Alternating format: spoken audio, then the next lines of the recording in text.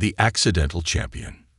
The red warning lights in the terraforming pod's cockpit cast an eerie glow across Captain Sarah Chen's face as she fought with the controls.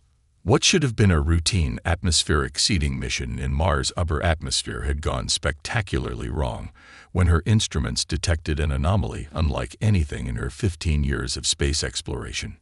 "Mission Control, this is Pod Terraform 7, she called out, keeping her voice steady despite the increasing vibrations threatening to tear her craft apart.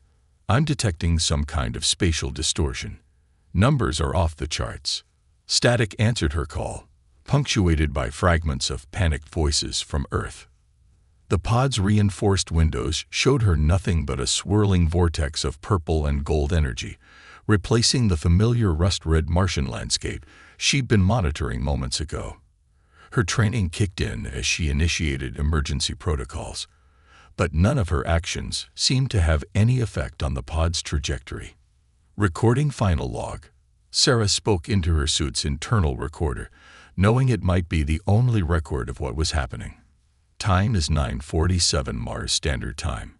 Spatial anomaly has completely enveloped Pod Terraform 7. All navigation systems are non-responsive. Gravitational readings are.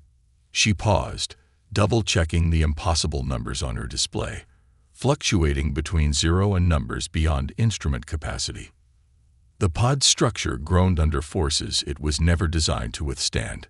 Sarah's fingers flew across the control panel, trying to maintain structural integrity as the vortex's pull intensified. Her mind raced through her options, but standard emergency procedures never covered being swallowed by what appeared to be a tear in spacetime itself. Just as the pressure reached its peak, everything stopped. The silence was so sudden and complete that Sarah could hear her own heartbeat thundering in her ears. Through the window, she saw stars, but none of the familiar constellations she'd memorized during her years of training. She was somewhere else entirely. Before she could begin to process this revelation, her pod's sensors screamed to life. A massive structure loomed before her, its architecture defying human understanding. It seemed to be made of living crystal, with spires that shifted and flowed like liquid while maintaining perfect geometric patterns. The structure pulsed with internal light, creating an aurora that danced across its surface. A beam of iridescent light suddenly engulfed the pod, and Sarah felt the familiar sensation of a tractor beam. Though far more sophisticated than anything humanity had developed, her pod glided smoothly toward an opening that materialized in the crystalline structure's surface, the entrance rising open like a living thing. "This is Captain Sarah Chen of Earth's Terraforming Initiative," she broadcast on all frequencies, hoping her universal translator would somehow make sense to whoever was listening. "I am not here by choice and mean no hostile intent." The pod settled gently into what appeared to be a docking bay, though it bore little resemblance to any she'd seen before. The chamber was alive with holographic displays and floating platforms, attended by beings that made Sarah question her own sanity. Some appeared almost human, while others defied description. Beings of pure energy, crystalline entities that chimed as they moved, and forms that seemed to shift between states of matter. A melodic chime resonated through her pod, and her translator crackled to life with a synthetic voice. "Welcome, Candidate Chen of Terra. Your arrival is precisely on schedule." Sarah blinked in confusion. "There must be some mistake. I'm not a candidate for anything. I was conducting a terraforming mission when I encountered a spatial anomaly." "There are no mistakes in the celestial trials," the voice replied with what sounded like amusement. "Your species' participation was foretold. Please exit your vessel and proceed to processing." The pod's hatch opened of its own accord, and Sarah found herself breathing air that felt somehow more real than anything she'd experienced before. Her suit's sensors indicated it was perfectly safe, though they also detected energy patterns that defied analysis. As she stepped onto the crystalline floor, two beings approached. One appeared humanoid, with silver skin that rippled like mercury and eyes that contained swirling galaxies.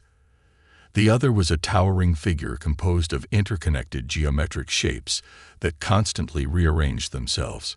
"I am Existal," the silver being said, their voice carrying both authority and warmth. "Chief Administrator of the trials. And this," they gestured to the geometric being, "is Architect Phi, who oversees the technical aspects of our competition." Sarah's training in first contact protocols kicked in, keeping her voice steady despite her internal turmoil. "What exactly are these celestial trials?" Seistel's expression shifted in a way that might have been a smile. "Every 1,000 cycles, representatives from spacefaring civilizations compete for the honor of serving as guardian of the Nexus. Your arrival marks the first time humanity has reached the threshold for participation." "But I'm not humanity's representative," Sarah protested. "I'm a terraforming specialist. I haven't been chosen or prepared for anything like this." The geometric being, Phi, emanated patterns of light that her translator interpreted as speech. "Your species' method of selection is not our concern. You have arrived at the designated time, through the pathway we created. The trials begin in 3 standard units, and you will be processed with the other candidates." Before Sarah could argue further, a holographic display materialized before her, showing what appeared to be registration forms in multiple dimensions. Some of the fields seemed to exist in spaces her mind couldn't quite comprehend. "There are currently 37 candidates from 29 civilizations," Hajistal explained. "Some species send multiple representatives based on their development level. You are the sole representative of humanity." Sarah's mind raced. The situation was impossible, yet here she was. Her years of training had taught her to adapt, to face the unknown with determination rather than fear. If she truly was humanity's only representative in whatever this was, she had a responsibility to acquit herself well. "What exactly does being guardian of the Nexus entail?" she asked, buying time to process her situation. These geometric forms spun in complex patterns. "The Nexus is a focal point of reality, where multiple dimensions intersect. The Guardian maintains the balance, ensuring no civilization abuses cross-dimensional travel or disrupts the cosmic order. And you think I'm qualified for this?" "Qualification is determined by the trials," Seistel stated simply. "They test more than mere technological advancement. They measure adaptability, wisdom, and something your species calls human spirit. We have been watching Earth for some time." Sarah thought of her terraforming work, of humanity's stubborn determination to spread beyond their cradle world, despite all obstacles. Perhaps there was a reason she, specifically, had been brought here. Her specialty was, after all, transforming hostile environments into habitable ones. "The first trial begins soon," Faye announced. "You will be shown to your quarters and provided with the standard equipment package. All candidates are given equal resources, regardless of their native technology level." As Sarah followed her guides deeper into the structure, her mind was already analyzing everything she saw, looking for patterns and advantages. She might not have been chosen for this role, but she was here now, representing not just Earth but humanity's potential. The quarters they led her to were clearly designed to adapt to its occupants' needs. The room shifted and reformed until it resembled a high-tech version of her apartment back on Earth, though with several additions she couldn't begin to understand. "Rest," Existal advised. "The coming trials will test you in ways you cannot imagine.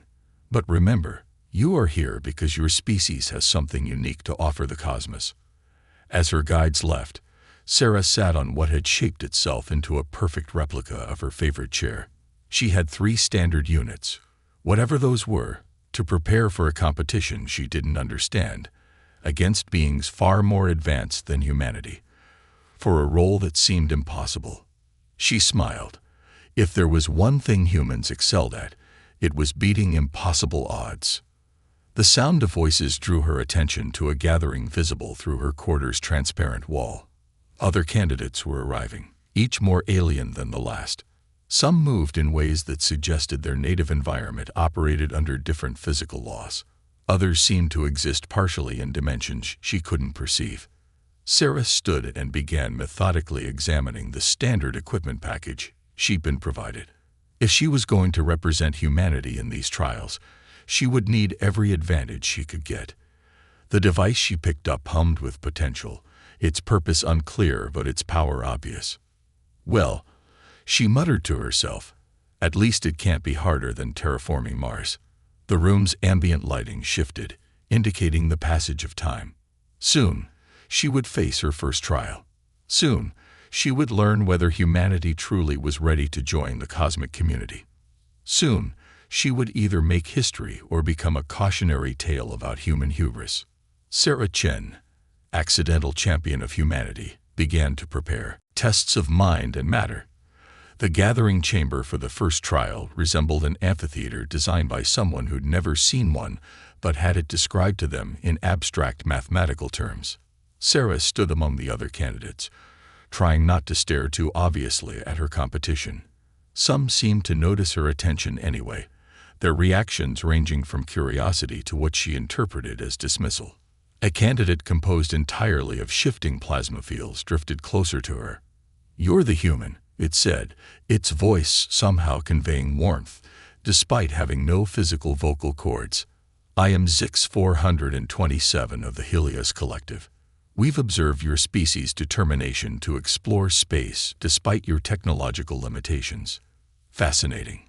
Before Sarah could respond, the chamber's center erupted in a display of geometric light patterns.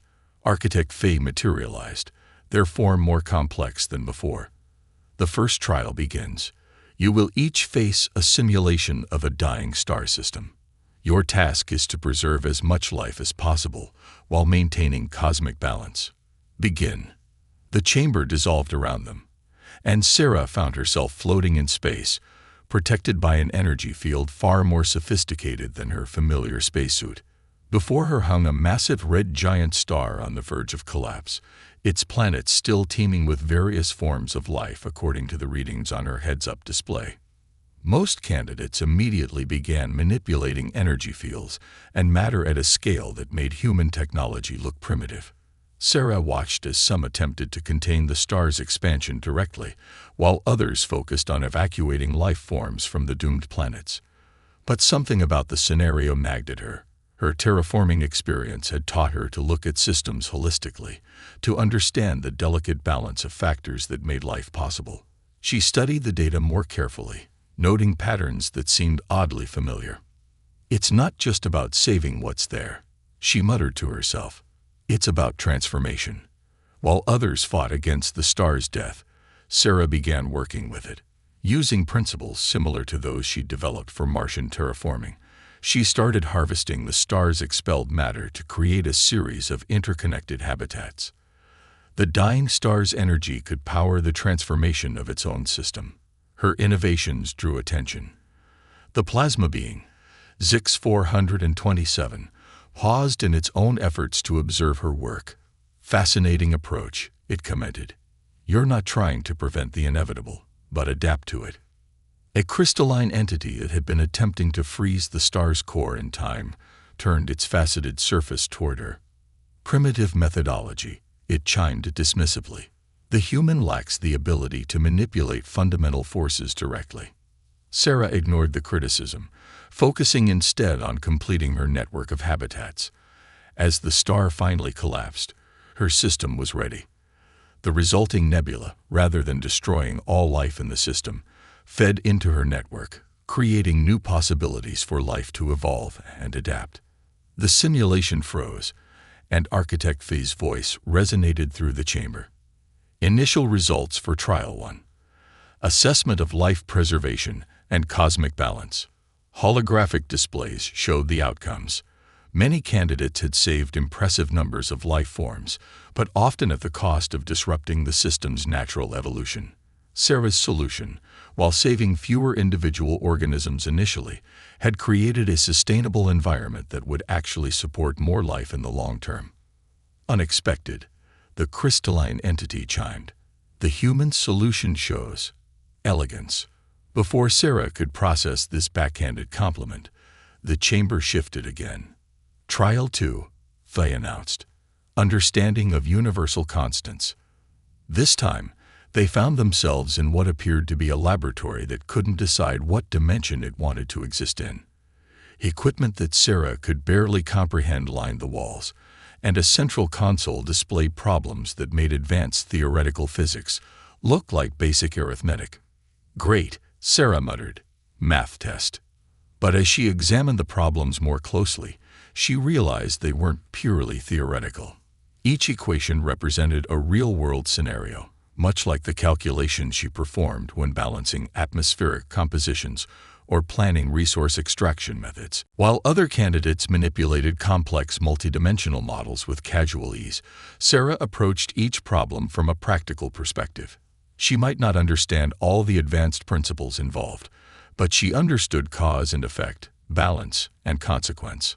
Hours passed as they worked through increasingly complex scenarios.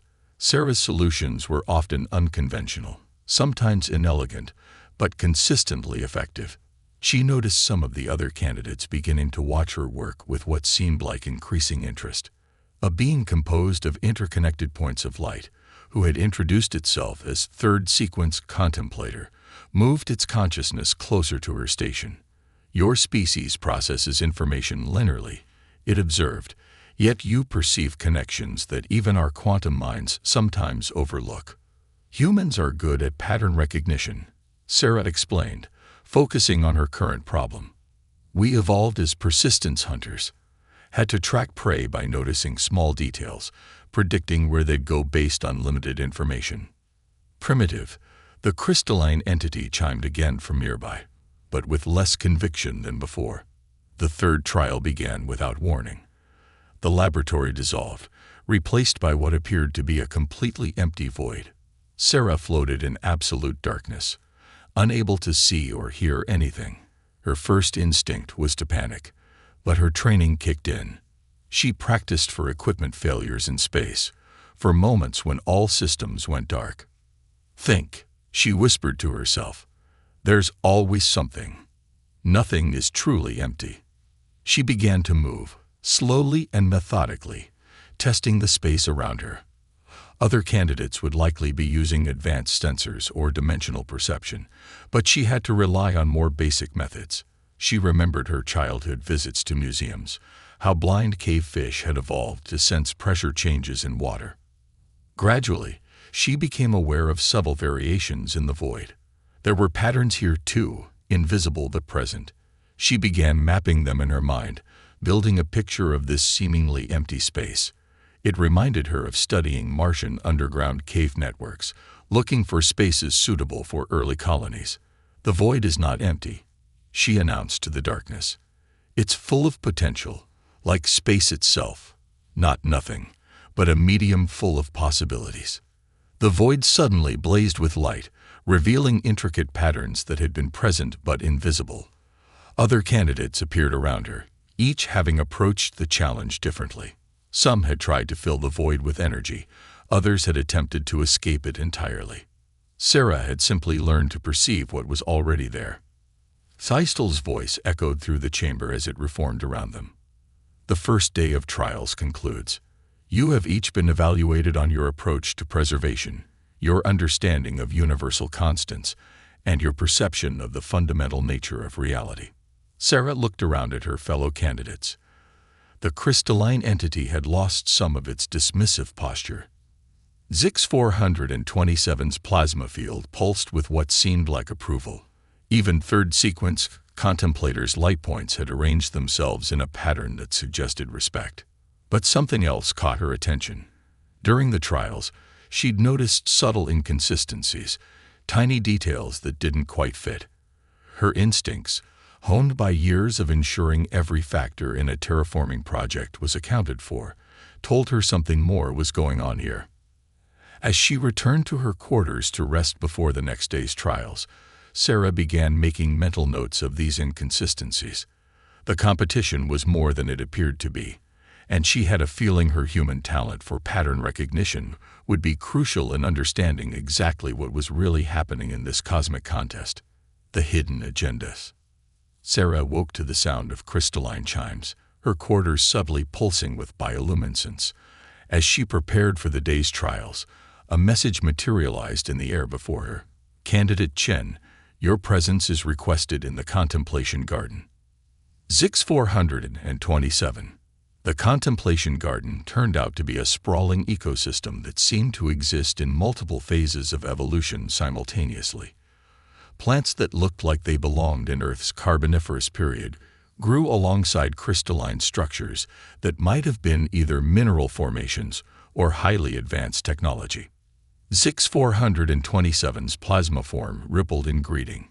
Your performance yesterday was unexpected, it said without preamble. Several of us have noticed irregularities in the trial parameters. So I'm not the only one, Sarah replied, carefully studying the being's energy patterns. During her years of terraforming work, she learned to trust her instincts about when something wasn't adding up. The scenarios seemed designed to test something beyond our stated objectives. Indeed, a new voice joined them as third sequence contemplator materialized nearby, its points of light arranged in what Sarah had come to recognize as a pattern of concern. The variables are skewed. There are shadows within shadows. Sarah looked between her two fellow candidates. Why tell me? I'm the least advanced competitor here. Perhaps that is precisely why. Zix 427 pulsed thoughtfully. Your species is young enough to still question, to look beyond accepted truths. We have observed how humans often perceive patterns that older civilizations have learned to ignore. Before they could elaborate, a chime signaled the beginning of the day's trials. As they made their way to the gathering chamber, Sarah's mind raced. She'd noticed how the trial scenarios, while seemingly focused on cosmic management, had subtly probed their responses to change and adaptation. The chamber materialized around them, but something was different. The crystalline entity who had dismissed her earlier was missing, along with several other candidates. Architect Phi appeared, their geometric forms moving in more complex patterns than before. Today's trial involves temporal manipulation, Phi announced. You will each be presented with a civilization at a crucial turning point. Your task is to guide their development while maintaining temporal integrity. The simulation engulfed them, but Sarah held back, observing rather than immediately engaging. Each candidate was given a different civilization to manage, but she noticed something odd about the distributions. The more technologically advanced candidates were assigned to guide younger civilizations, while she and others with primitive technology were given more advanced societies to oversee. As she worked through her scenario, guiding a civilization that had achieved quantum computing but was on the brink of a devastating war, she kept part of her attention on a larger pattern. The missing candidates, the reversed assignments, the subtle emphasis on adaptation rather than raw technological power. It's a test within a test, she murmured, careful to keep her voice low. They're not looking for the most advanced candidate. They're looking for something else entirely. During a brief respite between scenarios, Sarah noticed Tystal observing the trials with what seemed like concern. The administrator's silver skin rippled with patterns that reminded her of interference waves in a pond. Following her instinct for pattern recognition, she began to map these ripples against the timing of certain events in the trials. A correlation emerged. Every time a candidate demonstrated particularly rigid thinking or an over-reliance on technological solutions, one of those ripples would spread through Tystal's form. But when candidates showed adaptability or unconventional problem-solving, the patterns shifted to something more harmonious. The next scenario placed them all in the same simulation, managing different aspects of a galaxy-spanning crisis. Sarah found herself responsible for a sector that included Earth's solar system, though in a time far beyond her own. As she worked, she noticed how the crisis scenarios seemed designed to push them toward certain types of solutions. The nexus isn't just a crossroads, she realized, watching how other candidates' actions affected her sector. It's adapting, evolving. They're not looking for a guardian. They're looking for a catalyst. Her theory was confirmed when she noticed how the most successful solutions weren't the ones that maintained perfect stability, but those that allowed for controlled change and growth. The missing candidates had likely been eliminated not for failing the obvious objectives, but for failing to recognize this deeper purpose. During the final scenario of the day, Sarah took a risk. Rather than trying to prevent a civilization's collapse, she helped guide their transformation into something new, preserving their essential qualities while allowing them to evolve beyond their original form. The ripples in Heistol's form became almost musical. As the trials concluded, third sequence contemplator drifted nearer her station. "You understand," it said, its light points arranging in a pattern she'd never seen before. "The true nature of the Nexus." "I think I'm beginning to," Sarah replied. "But I don't understand why I keep it secret. Why this elaborate competition?" Zix 427 joined them, its plasma field dimmed to avoid drawing attention. "Because not all believe change is necessary. There are those among the advanced civilizations who think the cosmos should be preserved exactly as it is." The missing candidates, Sarah guessed. They weren't eliminated. They're organizing opposition. "We have noticed unusual energy patterns in the lower levels," third sequence contemplator confirmed. "Communications that do not follow official protocols." Sarah thought of her terraforming work, how every project required finding the perfect balance between change and stability. Too much change too quickly would collapse the system, but too much stability would prevent necessary adaptation. "We need proof," she said finally, "and we need to understand exactly what they're planning.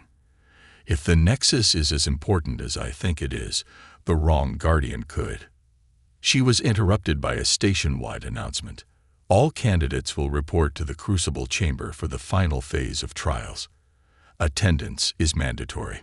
The three of them exchanged looks that transcended their biological differences. Whatever was really happening in this competition, it was about to come to a head. "Be cautious," Zix 427 warned. "The crystalline beings especially are known for their resistance to change. They see themselves as the perfect form of life." Sarah nodded, her mind already working through possibilities. She'd come here by accident, but maybe that was exactly why she was needed. Humans, with their short history and constant adaptation, might be uniquely suited to understand the true nature of cosmic balance.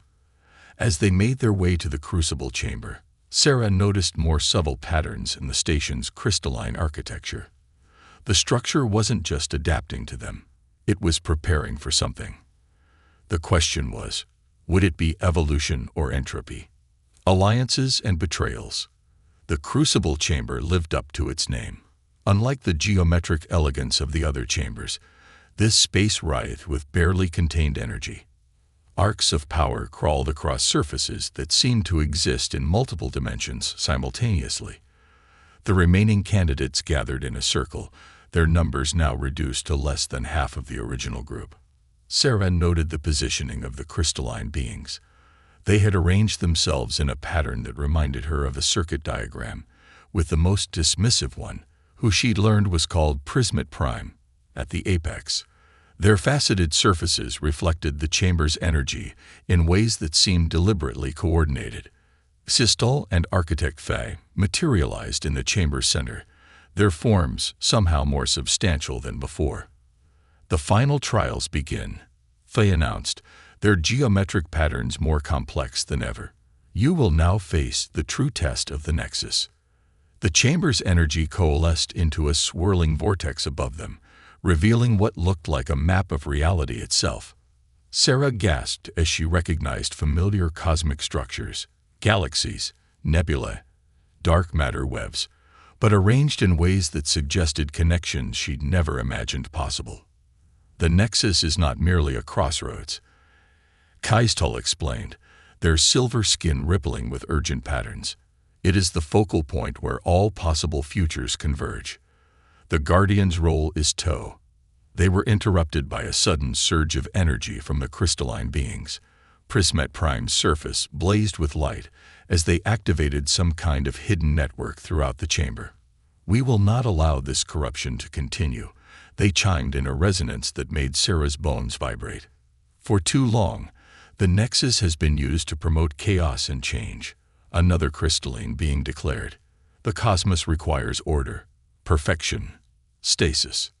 The chamber erupted into chaos. The crystalline beings had clearly planned this moment, activating devices that began to reshape the chamber's architecture. But they weren't the only ones with hidden agendas. Several other candidates revealed their own preparations for this moment, and battle lines were quickly drawn. "Stay close," Zix 427 called to Sarah, their plasma form expanding to shield her from a blast of crystalline energy.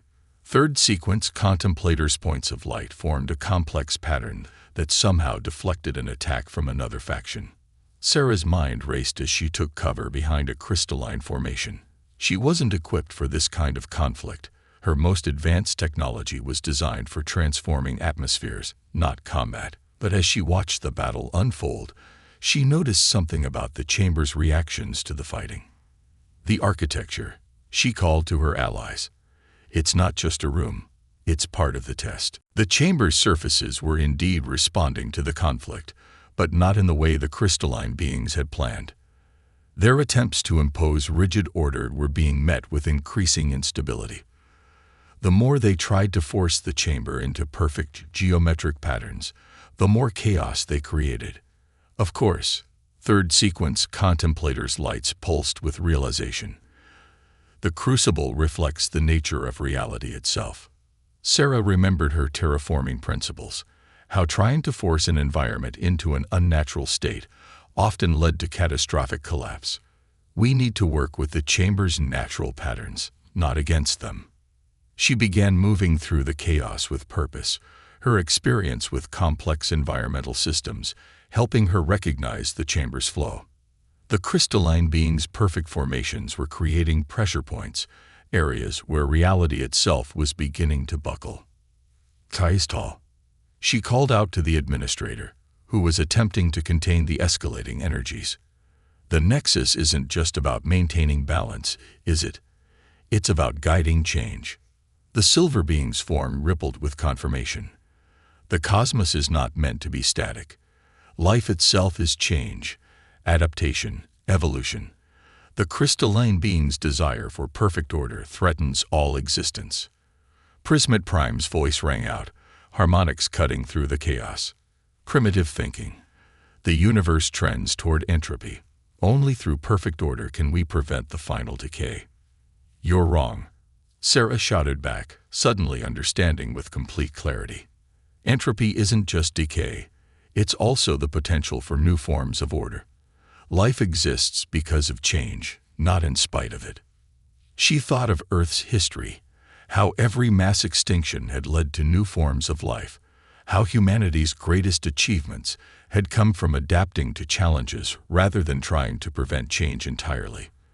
The chamber's energies seemed to resonate with her realization. Working quickly, Sarah began coordinating with her allies. Zix 427's plasma form could disrupt the crystalline being's energy networks. Third sequence contemplators' light patterns could reveal weak points in their formation. Other candidates who understood the truth about the nexus joined them, each contributing their unique perspectives and abilities. "The chamber isn't just testing our power," Sarah explained as they worked. "It's testing our understanding of cosmic balance. Perfect order is just as dangerous as perfect chaos." The battle reached its climax as Prismet Prime attempted to seize control of the chamber's core systems, but their rigid crystalline nature proved to be their weakness. The chamber's architecture, responding to the natural flow of energy and change, began to reshape itself despite their efforts to control it. Sarah noticed a pattern in the energy fluctuations that reminded her of Mars' seasonal changes. "Everyone, focus your efforts on working with the chamber's natural rhythms. Let it find its own balance." The effect was immediate and dramatic. The chamber's energies, no longer forced into artificial patterns, began to flow more naturally. The crystalline being's network of control shattered as reality itself rejected their imposed order. "Impossible," Prismet Prime chimed, their perfect geometric form showing cracks. "How can a primitive understand the nature of cosmic order better than we who have existed for eons?" "Because we're young enough to still be learning," Sarah replied, watching as the chamber stabilized around them. "Humanity hasn't existed long enough to think we know everything. We're still adapting, still evolving." As the chaos subsided, Hexistal and Architect Phi emerged from the swirling energies. The chamber had been transformed, its architecture now displaying a perfect balance between order and chaos, stability and change. "The final trial is complete," Phi announced, their geometric form somehow both more complex and more harmonious than before, though not in the way we had planned. Sarah looked around at her fellow candidates, those who had sided with progress over stagnation, adaptation over rigid perfection. They had proven something profound about the nature of life and reality itself. But as the chamber settled into its new configuration, she realized this wasn't truly the end. The crystalline being's attempt to seize control of the Nexus had revealed vulnerabilities in the cosmic order itself. The real challenge was just beginning. "What happens now?" she asked, watching as the defeated crystalline beings were contained in fields of pure energy. Hexistal's silver form rippled with what might have been pride. "Now, Candidate Chen, you and your allies must decide the future of the Nexus itself. The cosmos stands at a crossroads, and its path forward must be chosen with wisdom." The chamber's energies swirled around them, showing glimpses of possible futures. Sarah knew that her next decisions would affect not just humanity, but all of reality. The true test wasn't about power or technology. It was about understanding the fundamental nature of existence itself. Legacy of humanity. The crucible chamber had transformed into something that defied description, a space where multiple realities converged and separated like waves on a cosmic ocean. Sarah stood at its center with her allies, while the contained crystalline beings watched in silence from their energy fields. The very fabric of space-time rippled around them, showing echoes of possible futures. "The Nexus requires a new approach," Hexistal announced, their silver form now incorporating patterns that matched the chamber's rhythms. "The old system of a single guardian has proven vulnerable to corruption and stagnation." Sarah studied the swirling visions of potential timelines. She saw futures where order prevailed and reality crystallized into perfect, unchanging patterns. She saw others where chaos reigned and the cosmos fragmented into endless possibility. Neither extreme felt right. "Maybe that's been the problem all along," she said, thinking out loud. "We're trying to force reality into extremes when it naturally seeks balance." She turned to her allies. Zix 427's plasma form pulsed with curious energy patterns. Third sequence contemplators' points of light arranged themselves in contemplative configurations. Other candidates who had fought alongside them waited expectantly. "On Earth, we've learned that the most resilient ecosystems are the most diverse," Sarah continued. "When I terraform environments, success comes from creating systems that can adapt and evolve, not from imposing rigid control." The chamber's energies seemed to resonate with her words, the swirling futures shifting to show new possibilities. Sarah stepped forward, her mind racing with implications of what she was about to propose. "I reject the position of guardian," she announced clearly. Gasps and energy fluctuations rippled through the chamber. Even the crystalline being's perfect forms showed signs of surprise. "Not because I'm unworthy," Sarah continued, "but because no single being should have that kind of power. The Nexus doesn't need a guardian. It needs caretakers who understand that their role is to nurture change, not control it." She gestured to her allies. "Look at what we accomplished when we worked together. Each of us brought different perspectives, different strengths. That's what the cosmos needs, not perfect order or unlimited chaos, but a dynamic balance maintained by those who understand both." Architect Phi's geometric forms spun in complex patterns. "You propose a fundamental change to the cosmic order itself. I propose acknowledging what's already true," Sarah countered. "Reality isn't a hierarchy. It's a web of interconnected systems, each affecting the others, just like a living planet." She turned to address all present. The crystalline beings weren't entirely wrong about the dangers of entropy and chaos, but they forgot that new forms of order arise from change. Life itself emerged from chaos, and it continues to evolve and adapt. Images formed in the chamber's swirling energies, Earth's history of extinction and renewal, the birth and death of stars seeding the cosmos with new elements, galaxies colliding and forming new structures. The endless dance of creation and transformation that defined existence itself. "I propose we create a council of caretakers," Sarah said. "Not rulers or guardians, but stewards who understand that their role is to nurture the natural processes of reality itself, each bringing their own perspective and wisdom, working together to maintain the delicate balance that allows life and consciousness to flourish." Scheistel's form rippled with what seemed like approval. "And who would you choose for this council?" Sarah looked at her allies. "Those who prove they understand that strength comes from adaptation, not rigid control. Those who can see patterns within patterns and work with them, rather than trying to impose their will upon reality." She turned to the contained crystalline beings. "And yes, even those who sought to impose perfect order, once they understand that their perspective is valuable but not absolute, the council needs to represent all aspects of existence, even if some of those aspects sometimes conflict." The chamber's energies coalesced into new patterns, reflecting the possibilities of this new approach. The nexus itself seemed to respond, its multidimensional architecture shifting to accommodate a more distributed form of oversight. The human speaks wisdom. Third sequence contemplator's lights pulsed in complex harmonies. "We have existed so long that we forgot the lessons of our own evolution." Zix 427's plasma form expanded in what might have been enthusiasm, a system that embraces change while maintaining enough stability to prevent collapse. Like a star, constantly in flux, yet held together by fundamental forces. Even Prismet Prime's perfect crystalline surface showed signs of reflection. Perhaps we have been too rigid in our understanding of order." Sarah watched as the chamber continued to transform, creating spaces for multiple perspectives and approaches to coexist. The visions of possible futures shifted, showing new paths that balanced conservation and change, tradition and innovation. "This is humanity's gift to the cosmos," she said softly. "Not our technology or our power, but our understanding that strength comes from diversity, from adaptation, from being young enough to know we still have much to learn." Scheistel and architect Thai conferred briefly, their forms intermingling in complex patterns. Finally, they turned to address the gathering. "The trials have revealed a truth we had forgotten," Scheistel announced.